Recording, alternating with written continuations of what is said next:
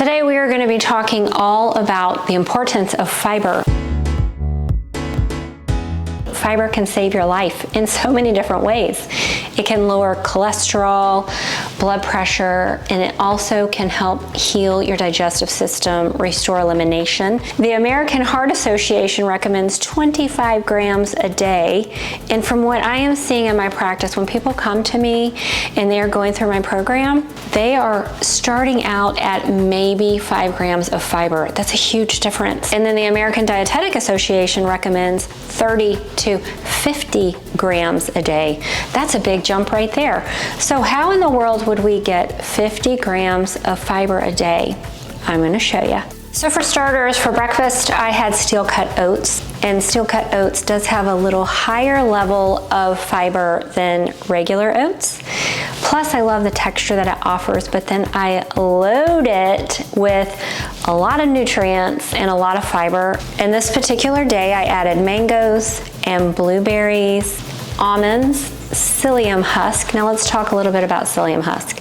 So some of the high hitters in the fiber department are chia seeds, psyllium husk, flaxseed. So you can add any of these. I could have switched out some flaxseed or put some chia seeds in there, and they're just doing really good things for your body and upping your fiber intake. So one of the reasons why this is so incredibly important is because soluble fiber attracts water and it helps to create a gel in the digestive system.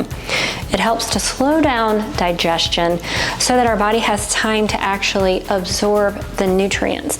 If you are eating highly processed foods, then the body doesn't know what to do with it because there's no nutrients attached to it. So we want soluble fiber, we also want insoluble fiber. That soluble fiber can also help with weight loss and speeding up that metabolism and helping things to eliminate properly so that they're not hanging around too long.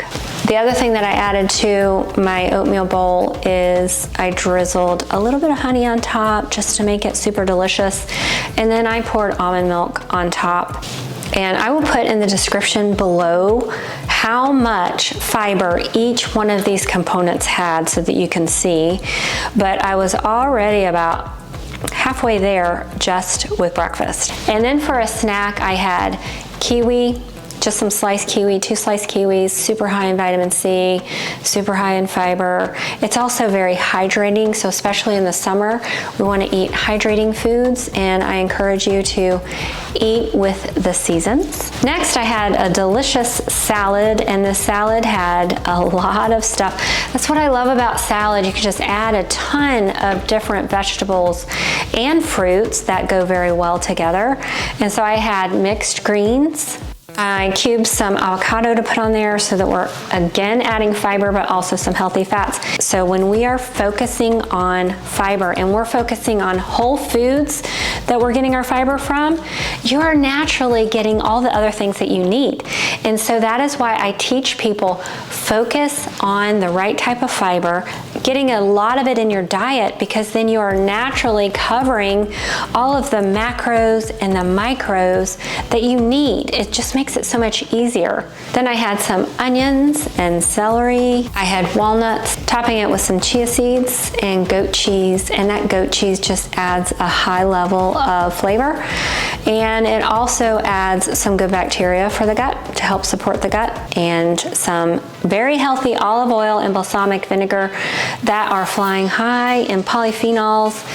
So I get mine from the Palmetto Olive Oil Company that you can order from online. And the reason why I promote them is because I know what they're about and I know I'm getting quality. Most of the time when you go into the grocery store, what you're finding is something that isn't very high in polyphenols, and it's not doing a lot of good in your body. It can even with the way that it's processed. I have a couple of videos on this that you can watch, and I'll link it right here. Next, I had a snack of banana with almonds, and I just love this combination. So you're getting a little bit of sweet, you're getting those healthy fats and that crunch from the almond. It can be a great way to start your day as well, but it's also a good snack if you're hungry in the middle of the day. Now, typically, I don't do a ton of snacking, but if I'm going to work, I do like to take them with me in case I'm hungry. So another rule of thumb to keep you at the weight that God designed you to be is to eat when you're hungry and to stop when you're full. So unless you're on some kind of medication that can be kind of interrupting those ghrelin leptin, so that's your hunger and your full. These can get messed up with medications or if we have not been nourishing our bodies well. So aside from that, then you want to listen to your body and you want to eat when you're hungry and stop when you're full.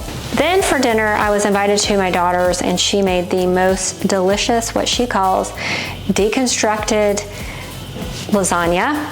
And she also had some, I don't know what you call them, but they were like shaved Brussels sprouts. They were very thin, and it had some sea salt on there, some olive oil, and some Parmesan cheese, and she roasted that, and it was so delicious. And I was over 50 grams in a day, and so that's how you do it. And you want to make sure that you're drinking enough water, because water is what helps to flush it through. So please, please, please, when you start upping your fiber, up your water intake, which all of us need to be drinking about half your body weight in ounces regardless. One other thing that I want to talk about is insoluble fiber. So it's very important that we have a balance of both. Insoluble fiber helps to provide bulk. It helps to promote elimination.